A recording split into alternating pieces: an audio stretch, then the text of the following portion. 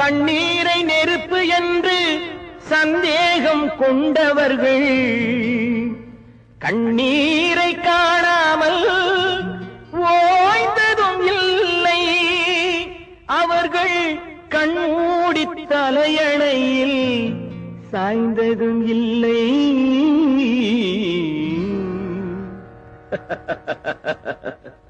சந்தேக கோடு அது சந்தோஷ கேடு. சந்தேக கோடு அது சந்தோஷ கேடு. இதை மறந்தவர் வீடு துன்பம் வளர்ந்திடும் காடு. துன்பம் வளர்ந்திடும் காடு.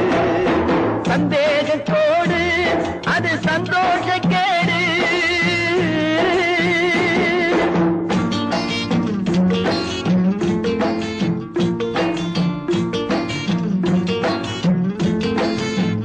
தண்ணீரை